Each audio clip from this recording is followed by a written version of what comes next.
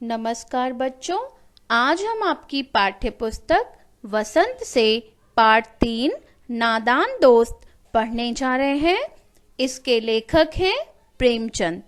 प्रेमचंद जी का जन्म 31 जुलाई 1880 को हुआ तथा उनकी मृत्यु 8 अक्टूबर 1936 को हुई। बच्चों, अब मैं आपको नादान दोस्त कहानी का सारांश बताने जा रही हूँ। आप लोग ध्यान से सुनिए।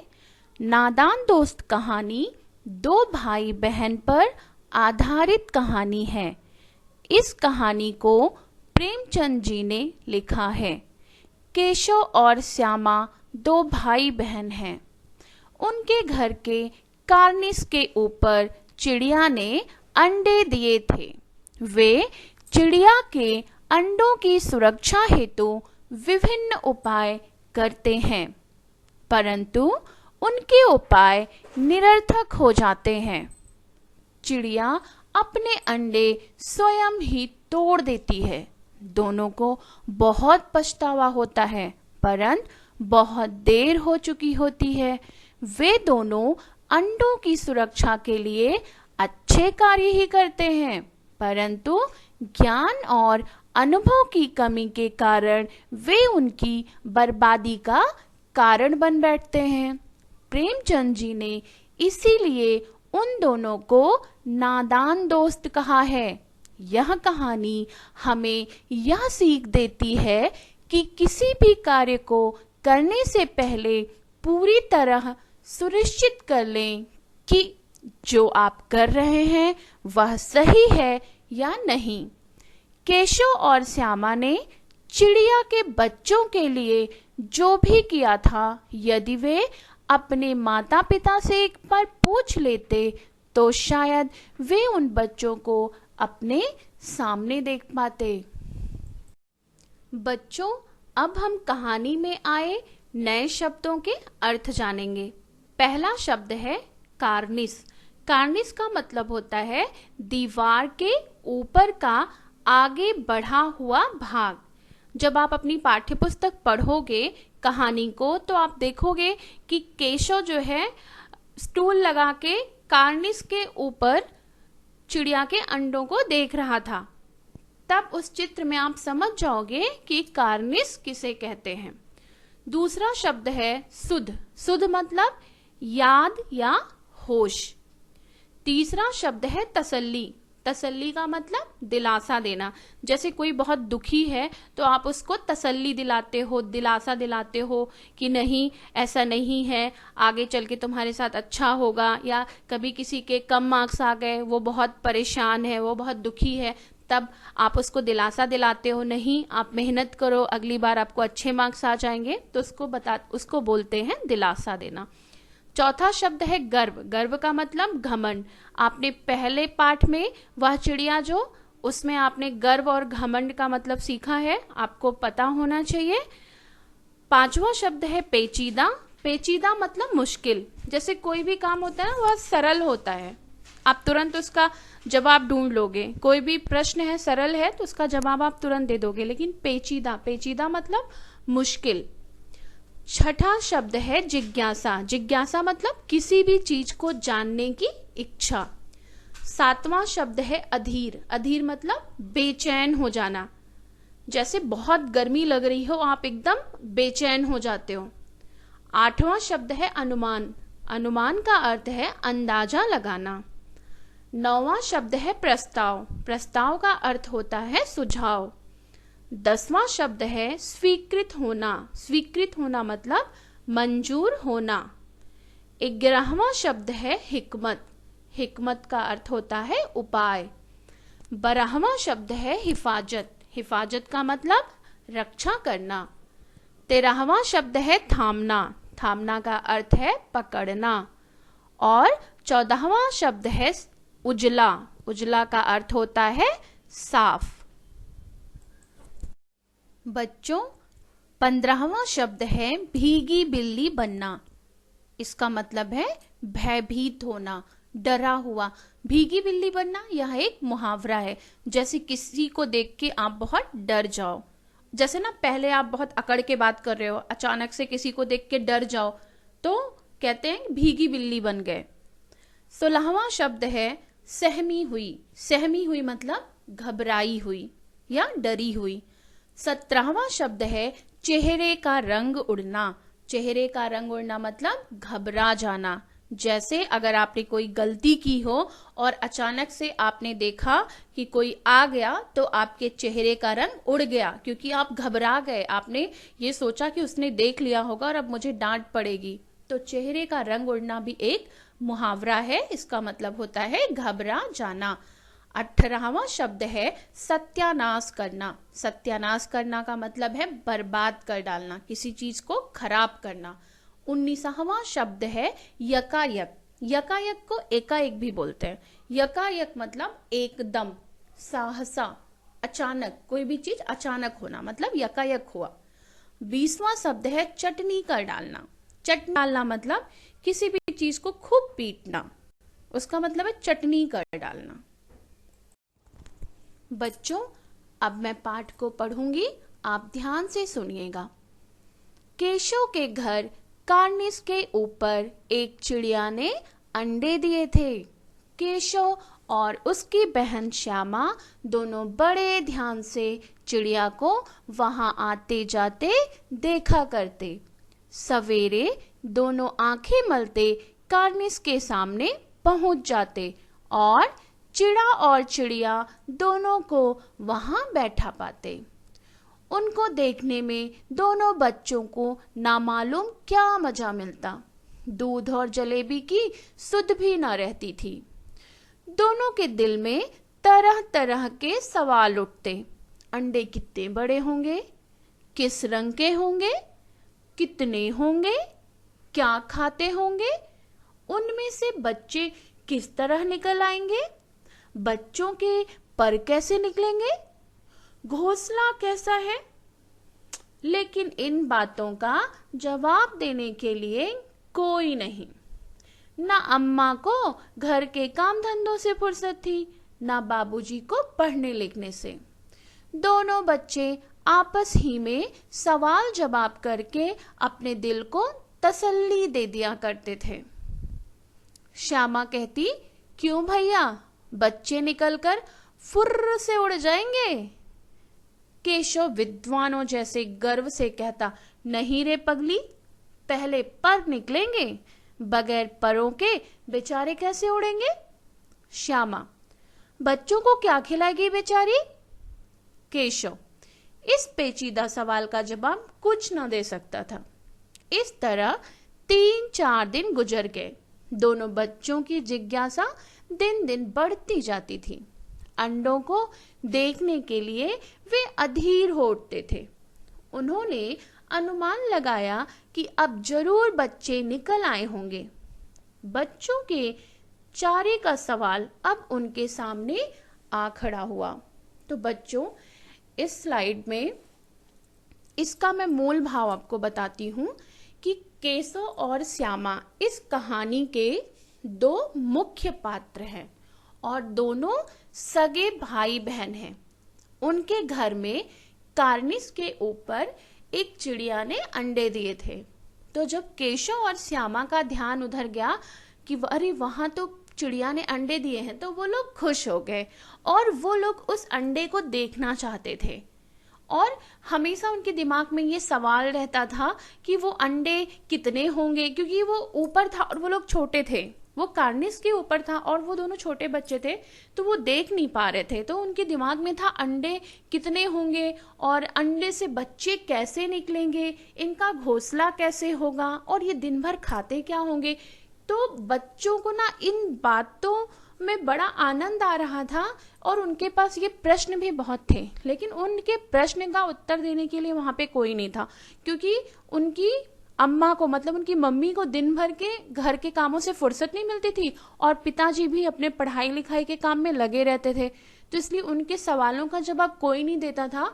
तो वो दोनों भाई बहन एक दूसरे से एकदम बैठ के डिस्कशन करते, ये होता होगा, वो होता होगा, अंडे से बच्चे कैसे निकलेंगे, आपस में वो लोग बात करते थे। और उनके सवालों का जवाब कोई बड़ा नहीं दे पाता था। जैसे कभी कभी होता, आपको कुछ क्वेश्चन का आंसर नहीं मालूम है तो आप क्या करते हो, अपने मम्मी से पूछते हो, पापा से पूछते हो, या अपनी टीचर से पूछते हो। तो श्यामा और केशव के सामने भी यही समस्या थी, उनको प्रश्नों का उत्तर नहीं पता चल पा रहा था, लेकिन उनके पास कोई था नहीं कि वो उनसे पूछने जाए।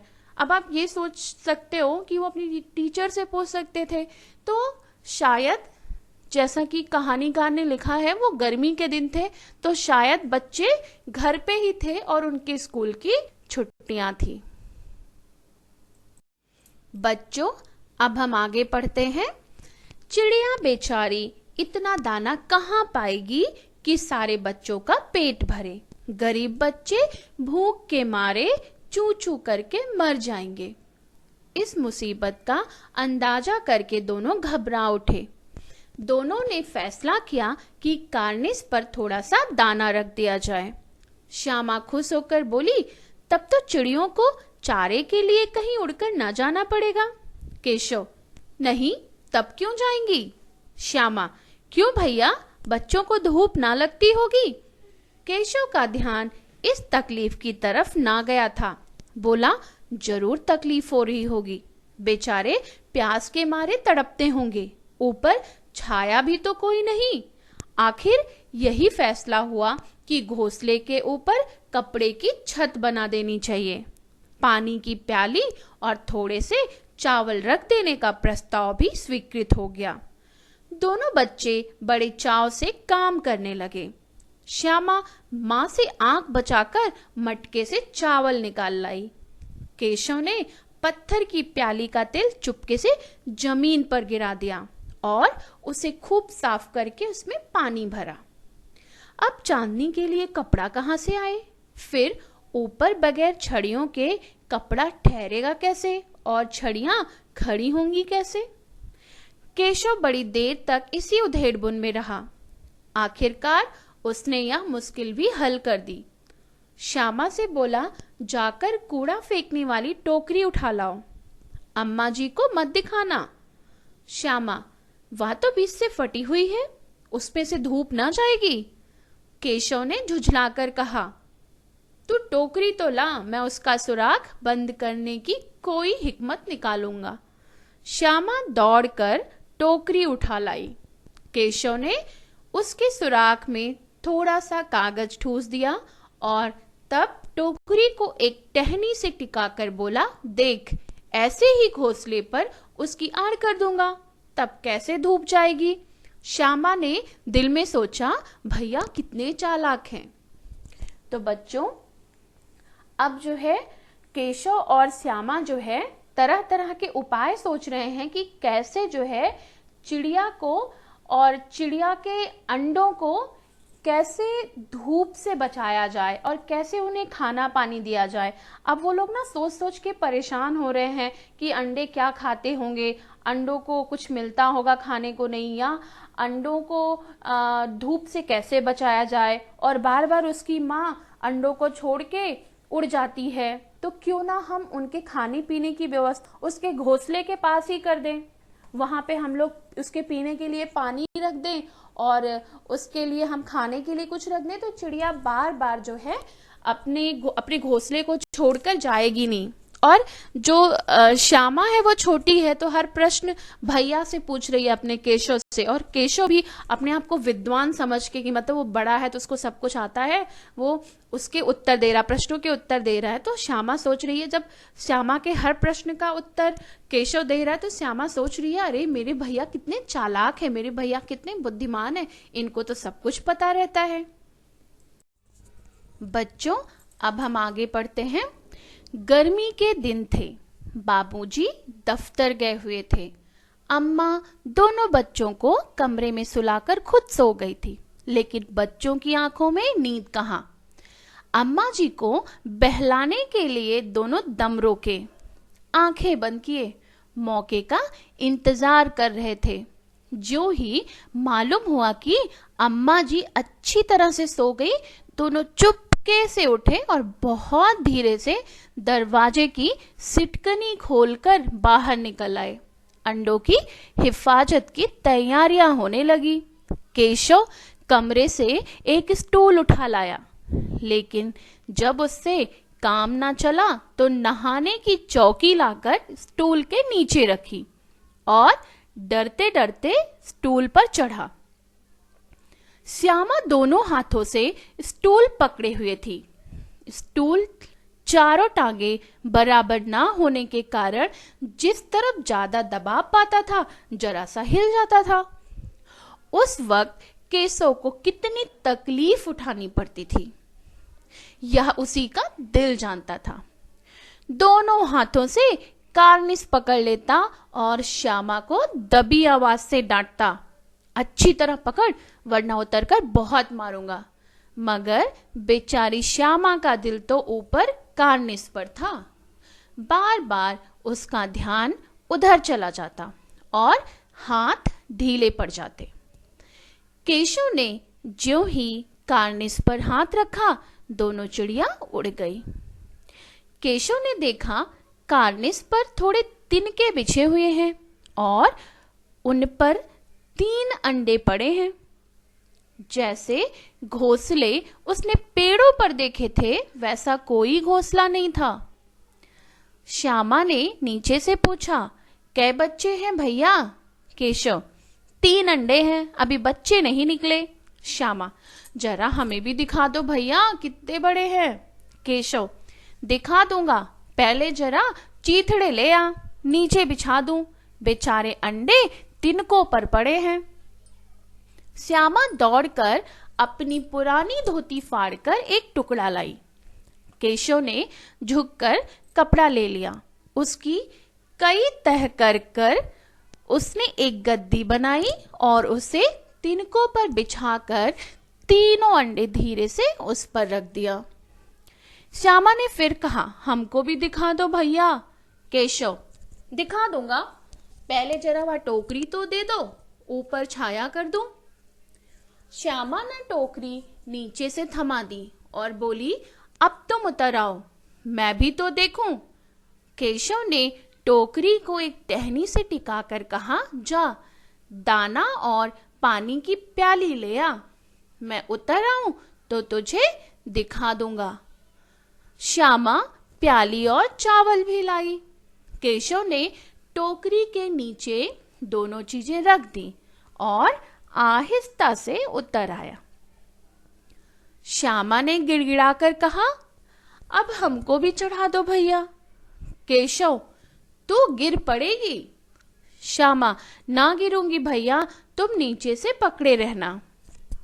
तो बच्चों, अभी तक आपने समझा कि केशव और श्यामा के घर कार्निस के ऊपर चिड़िया ने अंडे दिए थे और वो लोग बहुत उत्सुक थे उन अंडों को देखने के लिए। और जब मम्मी उनकी जागती रहती थी, कोई काम करती रहती थी, तो उनको पता था कि माँ ये परमिशन नहीं देंगी कि हम लोग जाके अंडों को छुएं। तो इसीलिए उन लोगों ने क्या किया, सोचा कि जब पापा ऑफिस जाएंगे, मम्मी काम वाम करने के बाद दोपहर में सोती रहेंगी, उस वक्त हम दोनों चुपके से घर से बाहर निकलेंगे और जाके अंडों को देखेंगे। तो उन लोगों ने वही काम किया। अब उन लोगों ने जितना प्लानिंग किया था ना कि हम लोग अंडों की देखभाल कैसे करेंगे, उसके लिए क्या क्या करेंगे, तो उन लोगों ने अब यहाँ आकर ये सब किया। जब उनकी माँ सो गई तो उन्होंने किया क्या कि अंडों के लिए एक गद्दा बनाया। उस एक गद्दा कैसे बनाया, अपनी बहन को बोला, जाओ चिथड़े ले आओ। चिथड़े मतलब पुराने कपड़े। पुराने कपड़े को फाड़ के उसकी बहन दी, तो उसने क्या किया, उसको 2-3 परत कर दिया और उसने वहां बिछा दिया ऊपर कार्निस पे, और उसके ऊपर जो है अंडों को रख दिया। और अंडों को धूप से बचाने के लिए उसने एक टोकरी भी उस पर रख दी कि टोकरी के नीचे अंडों को कर दिया, जिससे कि अंडों को धूप ना लगे। और उसने सारे इंतजाम कर दिए जिससे कि चिड़िया को कोई परेशानी ना हो। बच्चों, अब हम आगे पढ़ते हैं। केशव, ना भैया, कहीं तू गिर पड़ी तो अम्मा जी मेरी चटनी ही कर डालेंगी, कहेंगी तूने ही चढ़ाया था, क्या करेगी देखकर, अब अंडे बड़े आराम से हैं, जब बच्चे निकलेंगे तो उनको पालेंगे। दोनों चिड़िया बार बार कार्निस पर आती थी और बगैर बैठे ही उड़ जाती थी। केशव ने सोचा हम लोगों के डर से नहीं बैठती। स्टूल उठाकर कमरे में रख आया, चौकी जहां की थी वहां रख दी। अब क्योंकि वो लोग अपनी माँ से डर रहे थे ना, जिससे माँ को कुछ ना पता चले कि उन लोगों ने क्या क्या किया है।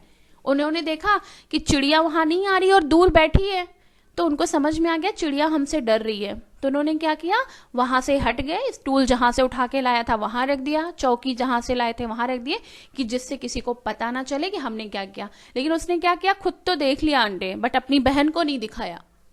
श्यामा ने आंखों में आंसू भरकर कहा, तुमने मुझे नहीं दिखाया, मैं अम्मा जी से कह दूंगी। केशव, अम्मा जी से कहेगी तो बहुत मारूंगा, कह देता हूं।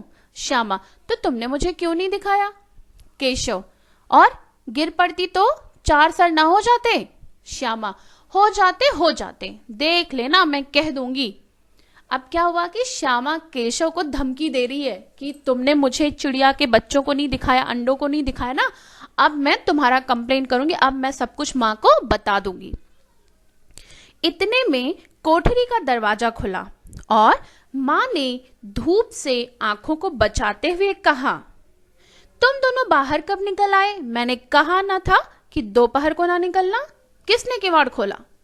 किवाड़ केशव ने खोला था, लेकिन श्यामा ने मां से यह बात नहीं कही।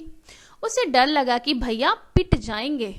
केशव दिल में कांप रहा था कि कहीं श्यामा कह ना दे। अंडे ना दिखाए थे, इससे अब उसको श्यामा पर विश्वास न था। श्यामा सिर्फ मोहब्बत के मारे चुप थी, या इस कसूर में हिस्सेदार होने की वजह से इसका फैसला नहीं किया जा सकता। शायद दोनों ही बातें थी। मां ने दोनों को डांट डपट कर फिर कमरे में बंद कर लिया और धीरे धीरे उन्हें पंखा झलने लगी। अभी सिर्फ 2 बजे थे, बाहर तेज लू चल रही थी। अब दोनों बच्चों को नींद आ गई थी।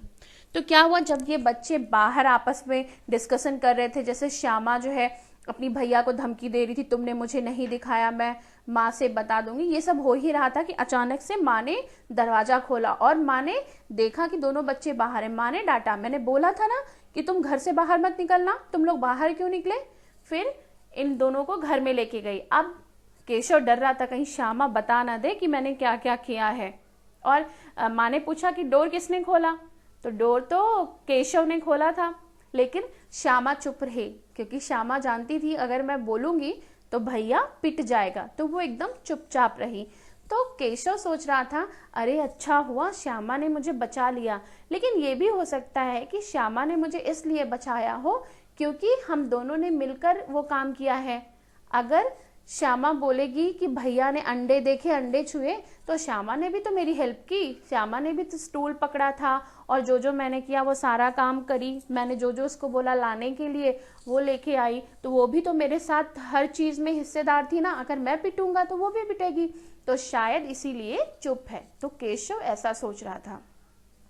और वो माँ उन दोनों को घर में ले गई और माँ उन लोगों को पंखा करने लगी, जो हाथ का पंखा होता चलाते हैं उसको हाथ से माँ करने लगी ऐसे।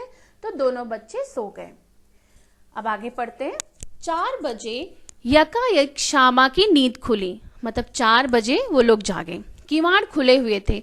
वह दौड़ी हुई कार्निस के पास आई और ऊपर की तरफ ताकने लगी। टोकरी का पता न था। संयोग से उसकी नजर नीचे गई और वह उल्टे पांव दौड़ती हुई कमरे में जाकर जोर से बोली, भैया अंडे तो नीचे पड़े हैं, बच्चे उड़ गए। केशव घबराकर उठा और दौड़ा हुआ बाहर आया तो क्या देखता है कि तीनों अंडे नीचे टूटे पड़े हैं और उनसे कोई चूने की सी चीज बाहर निकल आई है। पानी की प्याली भी एक तरफ टूटी पड़ी है। उसके चेहरे का रंग उड़ गया। सहमी हुई आंखों से जमीन की तरफ देखने लगी। श्यामा ने पूछा, बच्चे कहाँ उड़ गए भैया? केशव ने करुण स्वर में कहा, अंडे तो फूट गए। श्यामा, और बच्चे कहाँ गए? केशव, तेरे सर में। देखती नहीं है अंडों में से उजला उजला पानी निकल आया है, वही तो 2-4 दिनों में बच्चे बन जाते। माँ ने सोटी हाथ में लिए हुए पूछा, तुम दोनों वहां धूप में क्या कर रहे हो? श्यामा ने कहा, अम्मा जी चिड़िया के अंडे टूटे पड़े हैं। तो क्या होता है ना कि 4 बजे अचानक से श्यामा की नींद खुलती है, मतलब जब थोड़ा शाम होने वाली रहती है तो उसकी नींद खुलती है, और जैसे वो देखती है कि मतलब अब उठी जैसे वो सो के, तो दौड़ के भागती है किधर? घोंसले की तरफ। सोचती है जाके देखूं चिड़िया आई कि नहीं। अब वो वहां पे जब जाती है तो पहले देखती है कि वहां पे कुछ है ही नहीं, चिड़िया नहीं है। अचानक से जब नीचे देखती है तो वहां पे अंडे टूटे हुए पड़े थे। अब वो दौड़ के जाती है, बोलते अपने भाई को बुला के लाती है। उसका भाई भी आता है और वो दोनों बस देखते ही रहते हैं। वो सोचते रहते कि ये अंडा कैसे टूटा, ऐसा क्यों हुआ। इतने में माँ डंडा लेके आती है, क्योंकि उसकी माँ को ये सब नहीं पता अंडे टूट गए और इन्होंने क्या किया। उसकी माँ डंडे लेके इसलिए आती है क्योंकि वो इन लोगों को सोने के लिए बोली थी और ये लोग सो नहीं रहे थे, उठ के फिर से बाहर आ गए थे। तो उनकी माँ डंडा लेके आती है और जैसे वहां आती है और बोलती है, तुम दोनों इतनी धूप में क्या कर रहे हो, बाहर इतनी धूप है। तो श्यामा बोलती है, अम्मा जी चिड़िया के अंडे टूट गए। बच्चों अब हम आगे पढ़ते हैं। माँ ने आकर टूटे हुए अंडों को देखा और गुस्से से बोली, तुम लोगों ने अंडों को छुआ होगा। अब तो श्यामा को भैया पर जरा भी तरस ना आया। उसी ने शायद अंडों को इस तरह रख दिया कि वह नीचे गिर पड़े। इसकी उसे सजा मिलनी चाहिए। बोली, इन्होंने अंडों को छेड़ा था अम्मा जी। माँ ने केशव से पूछा, क्यों रे? केशव भीगी बिल्ली बना खड़ा रहा। माँ, तू वहां पहुंचा कैसे? श्यामा, चौकी पर स्टूल रखकर चढ़े अम्मा जी। केशव, तू स्टूल थामे नहीं खड़ी थी? श्यामा, तुम्ही ने तो कहा था। माँ, तू इतना बड़ा हुआ, तुझे अभी इतना भी नहीं मालूम कि छूने से चिड़ियों के अंडे गंदे हो जाते हैं। चिड़िया फिर उन्हें नहीं सेती। श्यामा ने डरते डरते पूछा, तो क्या चिड़िया ने अंडे गिरा दिए हैं अम्मा जी? माँ, और क्या करती? केशव के सिर इसका पाप पड़ेगा। हाय हाय, 3 जाने ले ली दुष्ट ने। केशव रोनी सूरत बनाकर बोला, मैंने तो सिर्फ अंडों को गद्दी पर रख दिया था अम्मा जी। माँ को हंसी आ गई, मगर केशव को कई दिनों तक अपनी गलती पर अफसोस होता रहा। अंडों की हिफाजत करने के जोग में उसने उनका सत्यानाश कर डाला। इसे याद कर वह कभी कभी रो पड़ता था। दोनों चिड़िया वहां फिर ना दिखाई दी। तो बच्चों, हुआ क्या कि जब ये लोग सोकर उठे तो उन्होंने देखा कि अंडे टूटकर नीचे गिरे हुए हैं। और जब अम्मा जी को यह बात पता चली तो केशव ने अंडे को छेड़ा है। जब श्यामा ने बोला कि भैया ने ही अंडों को छुआ था, तब उन्होंने बच्चों को बताया कि अंडों को छूने से चिड़िया के अंडे गंदे हो जाते हैं और फिर चिड़िया उन्हें नहीं सेती। यह जानकर केशव को कई दिनों तक अपनी गलती पर अफसोस हुआ। उसके बाद वे दोनों चिड़िया फिर उस घर में उस कार्निस के ऊपर कभी नहीं आई। इवन उनको कहीं भी वो चिड़िया नहीं दिखाई दी। तो केशव को यह बात हमेशा याद आती रही कि मैंने उन 3 बच्चों की जान ले ली थी। वो अंडे मेरी वजह से फूटे थे, क्योंकि उनकी अम्मा ने यह बताया कि तुम लोगों ने अंडों को छू लिया, इस वजह से चिड़िया के अंडे फूट गए। तो केशव और श्यामा को बहुत अफसोस हुआ, खासकर केशव को तो बहुत ही अफसोस हुआ कि मैंने ऐसा काम क्यों किया।